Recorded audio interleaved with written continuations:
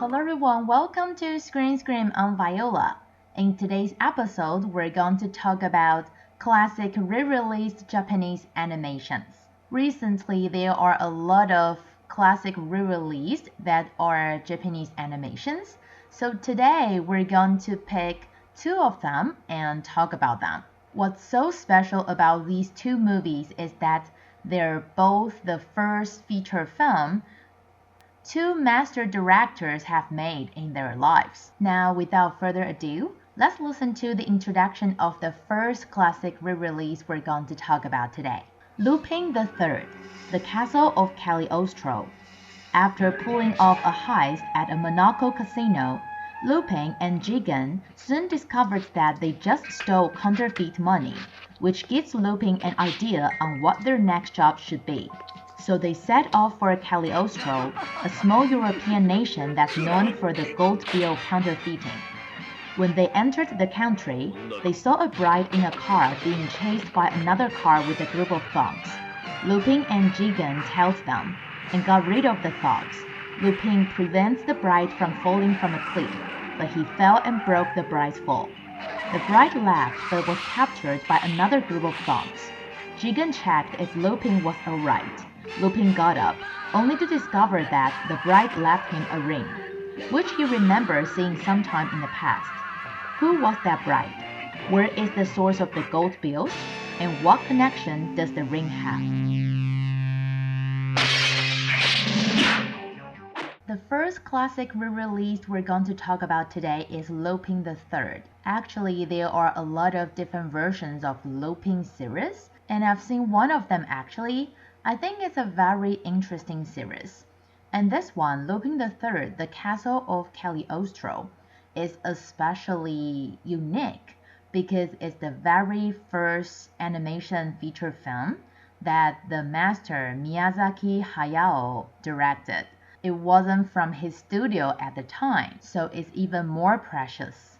Actually, when it was released in 1979, the box office wasn't pretty good, but it was critically acclaimed later, and it affected the animation industry very much. Lupin III, The Castle of Cagliostro, even became the most popular and most critically acclaimed work of Lupin III series. From what we heard in the introduction, it sounds like it's a very exciting story about a journey to somewhere with exciting adventure.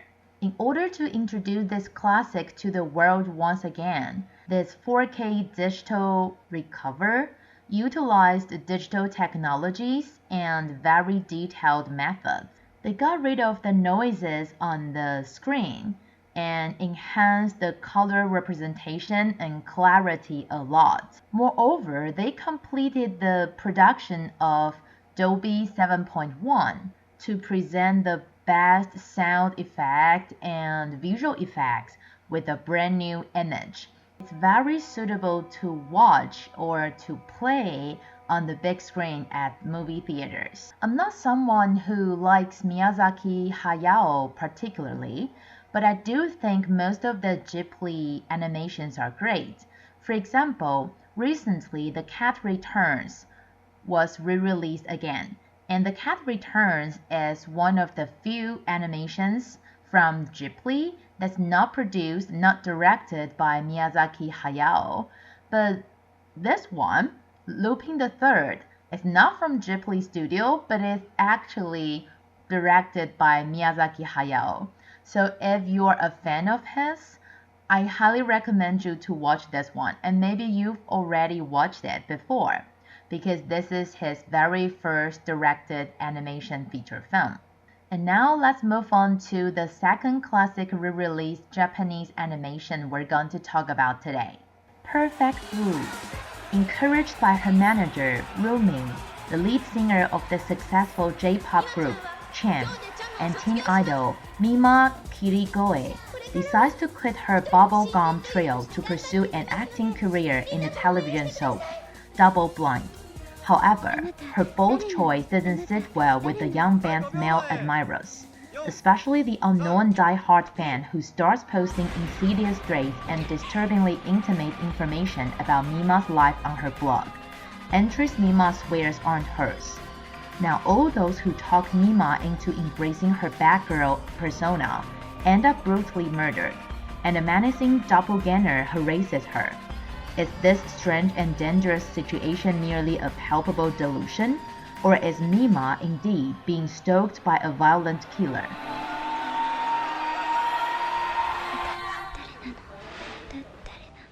The second classic re-release we're going to talk about today is Perfect Blue. It's directed by director Kon Satoshi, who already passed away, and Perfect Blue was his first work. Actually, I remember it was re-released a few years ago in Taiwan. I'm not sure why it's going to be re-released again this weekend, but anyway, it's a good movie. And if you're just like me who haven't seen Perfect Blue, it's a good chance for you to grab a glimpse. As we heard in the introduction, we know that the movie's about Mima. Actually, nobody knows about Mima's worries, and her manager even agrees to the script, asking Mima to act in a rape plot. I'm not sure if they show the rape in the animation, but this scene and also the other parts, some people say that they think Perfect Blue is talking about mental illness. We don't know whether all the crazy stuff is just Mima's imagination or there's actually a serial killer. But anyway, this scene and other plots are probably the reason why Perfect Blue is an R-rated movie. So some people think that, oh, animation, that's only for kids. Definitely not. Not only the Pixar and DreamWorks animations are for adults as well. We can see that Perfect Blue is definitely one movie for adults. This is director Kon Sadoshi's very first animation feature film in 1997. You can say Perfect Blue is a thriller. He told the story with very realistic style, so you can actually feel the fear that Mima feels in the movie. After making Perfect Blue, Kon Satoshi became an independent director. He didn't belong to any animation production house and released other excellent works in 2002 and 2003. These works were produced by Madhouse. I think I've seen two of director Kon Sadoshi's works and I like them very much. Some of them are not so dark, so if you want to explore the dark side of director Kon Sadoshi, Perfect Blue is definitely the one you have to watch. And before we move on to Top 007 and talk about a new movie that's on the chart, let's review what we had from last week first. There were two top 3s, Godzilla Con, The New Empire, and Haikyuu, the movie Decisive Battle at the Garbage Dump. Top 2, Challengers, and Top 1, Civil War. Let's listen to Top 7 to Top 4 first. Top 6, Tarot. Top 5, Challengers. I want you to be my coach. Luca Guadagnino's Challenger is nothing short of Star Wars, Episode 1, The Phantom Menace. Top 4, Haikyuu, the movie, Decisive Battle at the Garbage Dump. Okay, top 7 to top 4, we have some new faces on this part of the chart. And let's go through all of the movies on the chart. First of all, top 6, Tarot. It's a horror, which is not so critically acclaimed. It's not going to be released in Taiwan anytime soon. So if you're interested in it, maybe you'll have to wait until it's on streaming platforms or when it's on TV.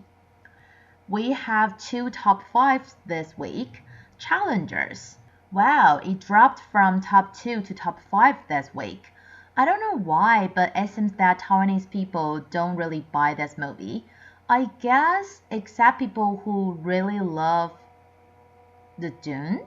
But I think even for people who love it, they don't like Zendaya necessarily. So I think Taiwanese people are just not so interested in tennis movies. That's it. The other top 5, Star Wars Episode 1 The Phantom Menace. You may think, wait, what? There's a new Star Wars movie? No, this is not a new one. It's classic re-released. It's only in the US, and I believe it was released on May the 4th day. But if you have Disney Plus, you can watch this movie anytime on your own laptop or on your TV at home. Last but not least, Haikyuu the movie Decisive Battle at the Garbage Dump. It has been on the chart for a while, I think. It's amazing. I mean, animations nowadays, they release special takeaways. So people go to the movies for at least 2 or 3 times because the giveaways are different each weekend. But I think it has been released for a while, so they probably don't provide giveaways. It's just so popular. And actually, this one, Haikyuu the movie Decisive Battle at the Garbage Dump, is pretty good. So if you're a fan of it and you haven't seen it, I recommend you to watch it. But now it's time to move on to top 3 to top 1. Top 3, Kingdom of the Planet of the Apes. There are dangers beyond our village. Top 2, Civil War. We just try to stay out.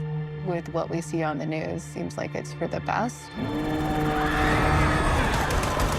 Top 1, The Fall Guy. Anyone but him. I didn't approve him. You know that. You are literally the last person on earth I want to see slap the shit out of you. I really could. Okay, all top 3s are Hollywood blockbusters. And we've talked about Civil War and The Fall Guy. So today I want to talk about Kingdom of the Planet of the Apes. When it comes to the Planet of the Apes series, we have to talk about motion capture technology. And when it comes to motion capture, you can't mention the forever Andy Serkis. He's not only famous for the Caesar in this series, he also played Gollum in The Lord of the Rings and Khan, the titular character. Originally, the director wanted Andy Serkis to involve in the performance of this whole new story, but director Wes Ball thought that even if it's through motion capture, you can still tell it's the facial expression of Caesar. So he decided to recruit Andy Serkis as the motion capture consultant. As a consultant, Andy Serkis not only helped the actors understand this technology more, but also helped them understand that when they're utilizing this technology, what should they forget and what should they keep in mind. So if you go watch Kingdom of the Planet of the Apes, you would definitely be amazed by the motion capture technology. Basically, Kingdom of the Planet of the Apes is the 4th episode of this series, but it basically adopts a brand new worldview. It's not based on Caesar's kid. Many people thought that the next episode will be related to Caesar's son, but because the background of the story is set 300 years after Caesar's death, so of course his son is not in this world anymore as well. In this worldview, Caesar has turned into a character like Moses for us. But in the movie, the main character, a tyrant, is called Caesar II. He's not related to the original Caesar at all. He aspires to conquer the whole world. Besides being able to talk, he also wants to travel through the ocean and build empires like human beings. And that's the reason why we see apes hunting down human beings in the trailer. And actually, in this new episode, younger apes, younger generations don't even know who Caesar is. They only started to learn about this legendary character after they embarked on the journey. and that's the main plot of this new episode. One of my friends who says she's a big fan of the series went to watch it and said that she fell asleep during the movie. But I think if you're a big fan of the series, it's still worth watching. I can't guarantee that you will like it, but it's definitely not a bad one to watch. And that's all the time we have for today. Hope you like the classic re-released Japanese animations we introduced today. Remember to tune in same time here at Screen Scream. I'm Viola. See you next week.